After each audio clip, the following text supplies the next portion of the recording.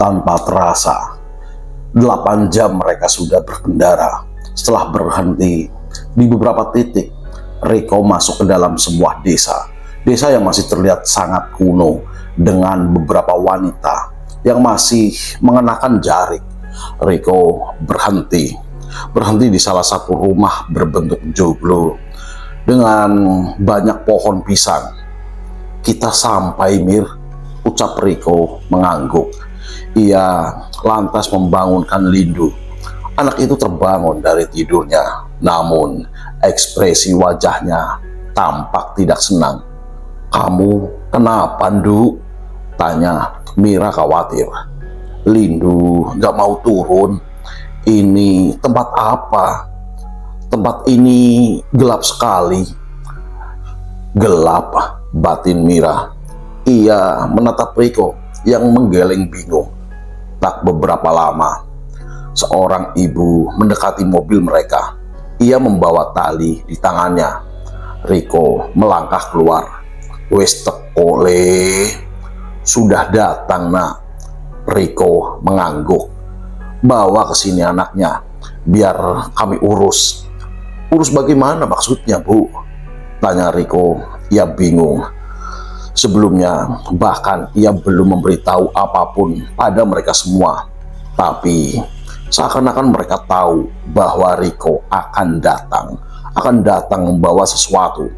Terlalu lama, si ibu mendekati mobil. Dan si ibu itu mendekati mobil, menarik laki-laki Lindu dari kursi belakang.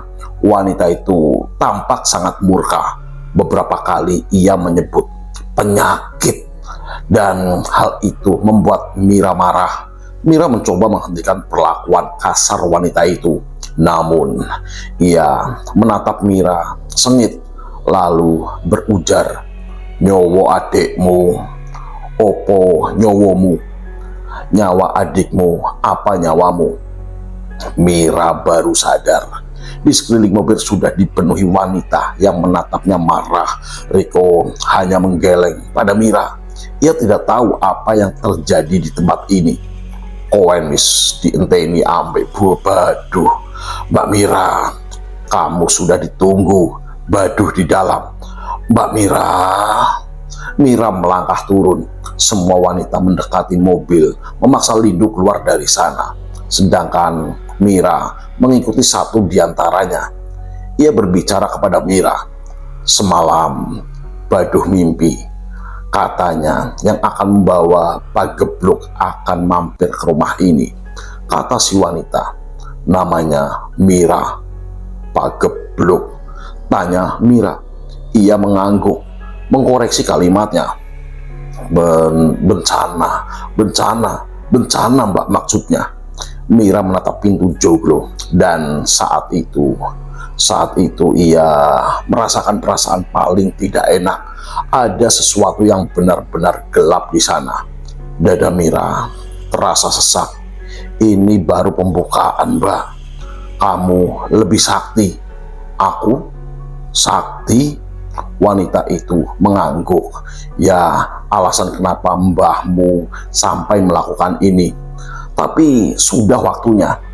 Dari timur angin sudah gelap. Ada yang akan terjadi. Saya saja sudah nggak tidur selama berhari-hari. Darah sudah diteteskan di timur," ucap si wanita.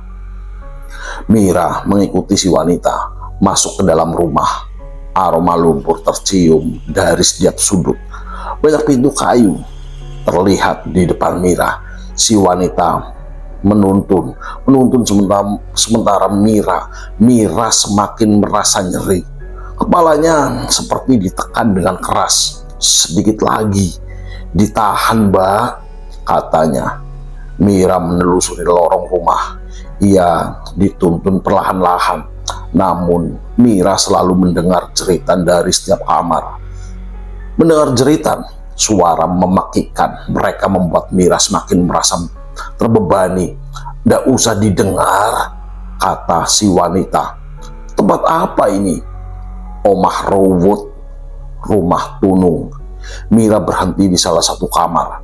Ia penasaran dengan apa yang terjadi di dalamnya.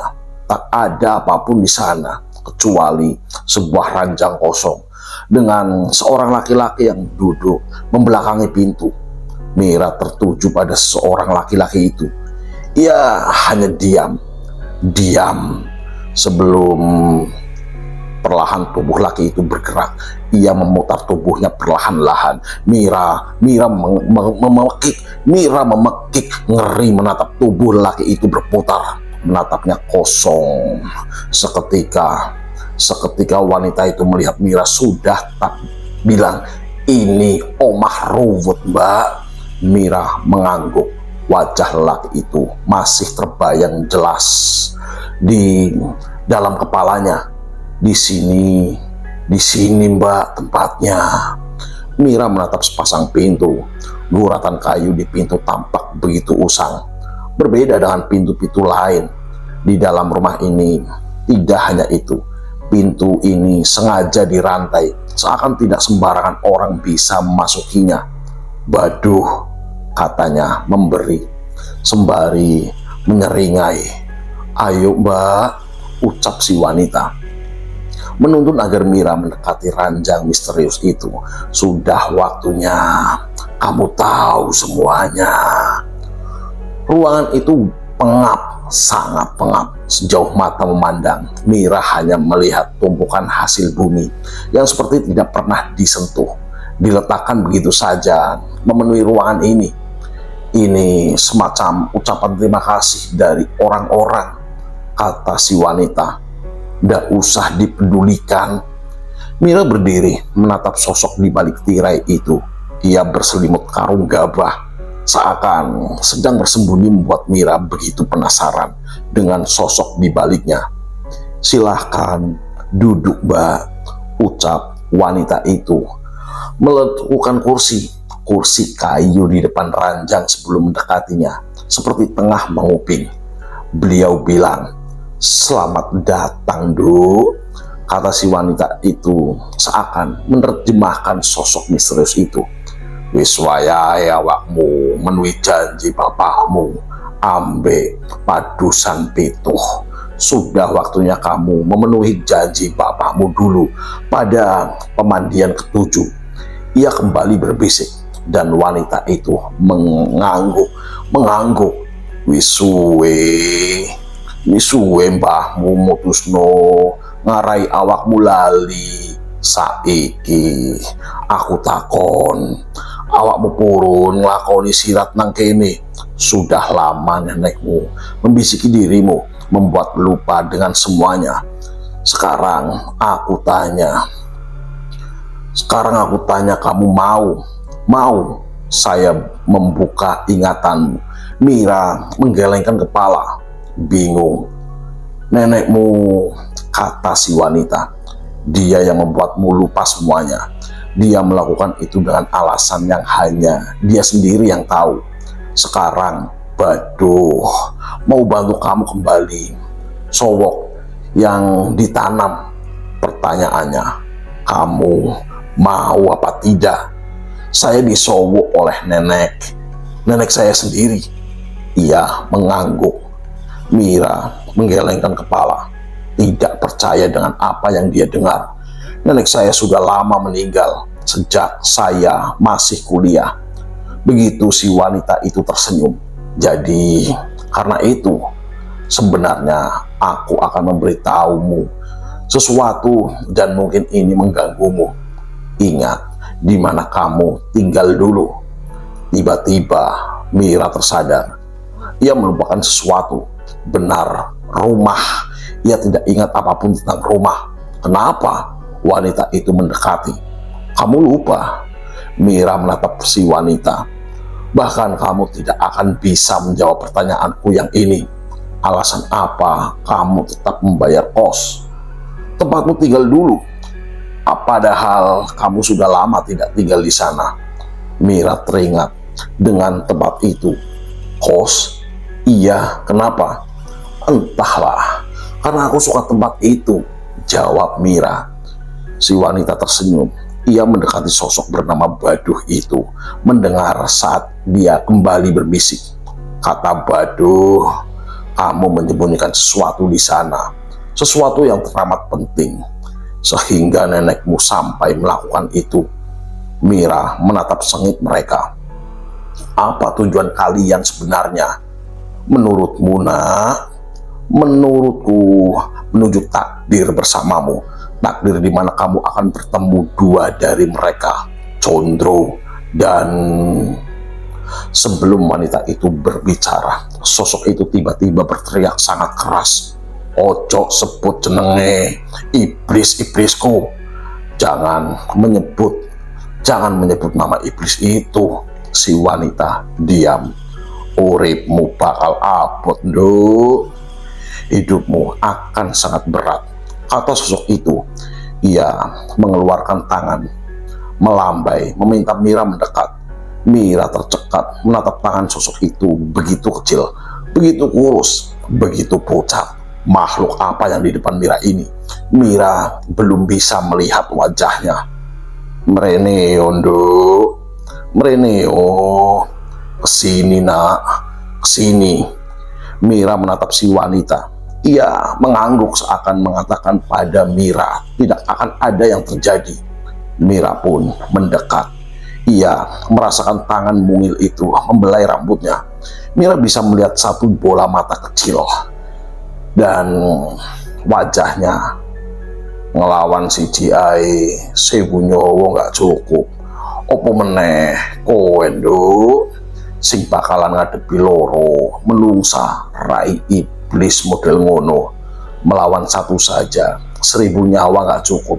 Apalagi kamu, nak, yang akan melawan dua dari mereka, manusia berwajah iblis seperti itu. Mira hanya diam, mendengarkan. Rasanya dingin saat tangan kecil itu menyentuhnya. Mira gemetar. Sesuatu perlahan-lahan kembali. Ia ingat, ia pernah menulis sesuatu. Tidak hanya satu, namun berlembar-lembar kertas. Sesuatu yang perlahan menyeruak naik. Wis eling, sudah ingat? Tanya sosok itu. Di bawah ubun kos saya, di sana semua ditanam, ucap Mira. Dibantu si wanita sosok itu perlahan membuka karung gabah, dan Mira melihatnya. Wajahnya hancur seperti korban kebakaran. Kakinya jauh lebih kecil dibandingkan badan, dan kedua tangannya yang semuanya kurus kering. Ia menatap Mira. Iba hitam, kata si wanita. Inilah akibat bila manusia kalap dengan warna hitam. Beliau dulu adalah salah satu dari yang pernah menjaga Padusan Pituh. Meskipun ia tidak mengenal bapakmu, karena memang setiap tahun bergenerasi, tapi satu yang beliau tahu, bapakmu tidak memenuhi janjinya sebagai seorang kuncen. Setelah ini hidupmu akan semakin berat, nak. Sangat berat, sampai kamu ada di titik ingin mati. Dan saat hari itu datang, pilihan itu akan muncul, dan di sana takdir kami dipertaruhkan. Tinggalkan adikmu di sini, kami yang akan menjaganya. Pergilah ke tempatmu tinggal, cari apa yang harus kamu cari, lalu pergi, kata si wanita. Tak jogone adikmu, nduk. Tujuanmu siji, golek no Rinjani. Rinjani? Tanya Mira. Pergi, sahut si wanita. Mira meninggalkan tempat itu. Mira menemukan Riko tengah duduk. Saat ia melihat Mira, ia mendekatinya. Lindu gak apa-apa, dia ada di kamar sedang tidur. Antarkan aku, kata Mira. Kemana? Ke tempat kosku. Aku mau ambil sesuatu di sana. Apa? Riko tampak penasaran. Takdirku, jawab Mira. Malam itu, mobil Riko menembus kabut. Belum pernah Mira memaksa dirinya sampai seperti ini. Tak ada yang tahu apa saja yang Mira dengar. Karena setiap kali Riko bertanya, Mira seakan tidak ingin membahas semua itu. Ia hanya bilang, ada sesuatu yang harus ia pastikan di tempat kos itu.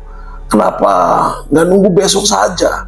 Lagian butuh waktu buat sampai di sana, kata Riko setengah hati. Mira hanya diam. Ia lebih banyak melamun. Mir, denger gak sih aku ngomong? Sahut Riko.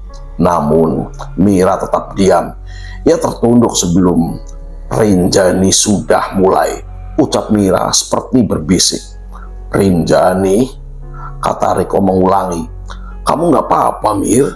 Sahut Riko menyentuh bahu Mira. Mobil melaju tenang.